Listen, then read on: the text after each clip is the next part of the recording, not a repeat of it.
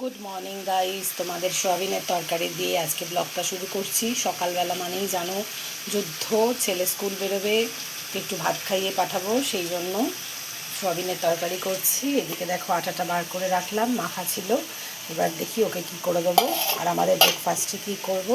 তো good morning, চলে এসেছি। মাঝে মাঝে এরকমভাবে আড্ডা দিতে চলে আসবো, এখন একটু দৌড়ে নিই, তারপর আবার চলে আসবো। টাটা। বন্ধুরা, আমার খুব জোর খিদে পেয়ে গেছে। আমি ব্রেকফাস্ট করতে বসেছি, রুটি দিয়ে একটু তরকারি নিয়ে নিয়েছি, খাচ্ছি। এবার একটু খেয়ে নিই, তারপর আবার এসে তোমাদের সাথে আড্ডা দেবো। মোটামুটি ছেলে চলে গেল স্কুল, এই একটু চায় পেয়ালে নিয়ে বসলাম। তোমরা তো জানোই চা আমার এনার্জি ড্রিঙ্ক। একটু চা খেলে মনটা ভালো লাগে, এনার্জি লাগে। আর লেয়ার পরোটা দিয়ে দিলাম আজকে ছেলেকে টিফিনে, জানো ও লেয়ার পরোটা খেতে খুব ভালোবাসে। আর বাদ বাকি তো এবার পড়াশোনার পর্ব চলবে, সামনে হাফ ইয়ারলি এক্সাম। আর আমারও কিছুটা রান্না এগিয়ে গেল, তারপর দেখি ডাল যদি বা কিছু করার হয়, ডাল আর একটু ভাজা করে নেবো, তাহলে রান্নার পার শেষ। এবার একটু বিশ্রাম নেবো। আর জানো এই রিফ্রেশমেন্টের সময়টা আমি মায়ের সাথে একটু আড্ডা মারতে খুব ভালোবাসি। একটু আড্ডা মেরে নিই মায়ের সাথে, তারপর আবার তোমাদের সাথে আড্ডা দিতে চলে আসবো। ঠিক আছে, তোমরা কি করছো গো সকালবেলা? আমার মতোই কি তোমাদের সবার এরকম কেটে যায় দৌড়াদৌড়ি করতে করতেই? একদিকে ভালো বলো, দৌড়াদৌড়ি করাটাতেই ভালো। কেন আমার মনে হয় দৌড়াদৌড়ি করলে তুমি তোমার কাজটাকে এগিয়ে নিয়ে যেতে পারবে, তখন তোমার মনের মধ্যে অন্য কোনো নেগেটিভ বা কোনো কিছু থটসগুলো আর আসবে না। তো নিজের কাজটা করে যাওয়াই ভালো, তাড়াহুড়ো করে। আবার কালকে তো ছেলের স্কুলে পিটিএম আছে, জানো তো। পিটিএম মানে স্যাটারডে, আবার কালকে আমাকে দৌড়ে যেতে হবে, স্কুলে যেতে হবে। তো যেতে তো হবেই।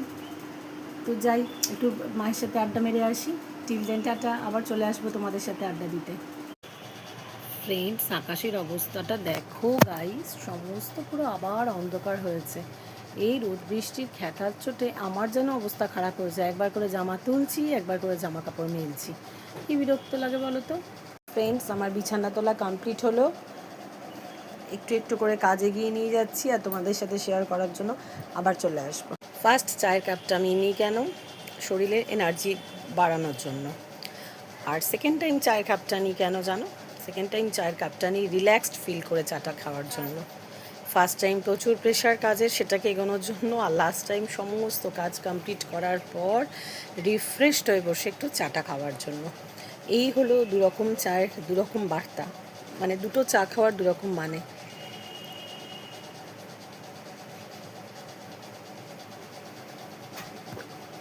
তবে দিনের শেষে চাটা খেতে আমার ভীষণ ভালো লাগে। তোমরা কি আমার মতো চা লাভার, টি লাভার? বাইরে যদি কোথাও ঘুরতে যাই, কতবার অন দ্য ওয়েতে নেমে নেমে চা খাওয়া হয়, টি ব্রেক নেওয়া হয়, ভাবতে পারবে না। অন্তত 50 বার নামা হয় ওঠা হয়, নামা হয় ওঠা হয়। হাজব্যান্ড আর বাবা দুজনেই ভীষণ চা খেতে ভালোবাসে, আর তার সাথে আমি তো মা আছি, খেতে ভালোবাসি। আর ছেলে সেই সুযোগে ব্রেকে একটু একটু চিপস বা এই ধরনের কোনো জিনিস, আলুর চিপস টিপস খেয়ে নিল।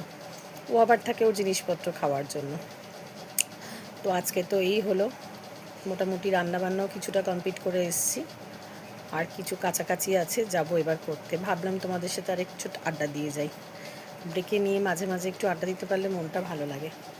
ভাবছি দুর্গাপুজো চলে এলো, বলো কে কে শপিং শুরু করে দিয়েছো অলরেডি? আমি এখনও কিছু কিনিনি, তবে দুর্গাপুজোর ভাইব স্টাইলে কিন্তু মনটা ভারী ভালো হয়ে যায় বলো। মা আসছেন এটা মনে করলেই কি ভালো লাগে। আর আমার তো বিশেষ করে তোমার আকাশের দিকে তাকিয়ে থাকতে ভারী ভালো লাগে। শরতের সেই পেঁজা মেঘগুলো যখন যায়, পেঁজা তুলোর মতো মেঘগুলো যখন যায়, ভারী মিষ্টি লাগে বলো দেখতে, মনটাই ভালো হয়ে যায়। আর তারপর দশমীর দিন মণ্ডপটা ফাঁকা দেখলে খুব মন খারাপ লাগে গো। কিন্তু ভাবি আবার তো মা আসবেন, এই আনন্দ করি। আর সবার কাছে প্রার্থনা করি ঈশ্বরের কাছে, সবাই ভালো থাকো, সুস্থ থাকো, সবাই যেন মজা করতে পারে, সবাই যেন মজা করতে পারে। খুব ভালো লাগে এটা। চলো কাজকর্ম কিছুটা সেরে আবার আড্ডা দিতে আসবো। Till then tata. সন্ধ্যাবেলা একটু হাঁটতে বেরিয়েছি, প্লাস কিছু বাজার টাজার করবো আর কিছু কাজকর্ম সারবো। আজকের মতো ব্লগ এখানে শেষ করলাম, কালকে চলে আসবো নতুন একটা ব্লগ নিয়ে। Till then tata, bye bye. আর তোমরা সবাই খুব ভালো থেকো, ঠিক আছে? দেখো খুব ভালো লাগছে, আকাশটা খুব সুন্দর লাগছে। Good night, bye bye. কালকে চলে আসবো নতুন একটা ব্লগ নিয়ে।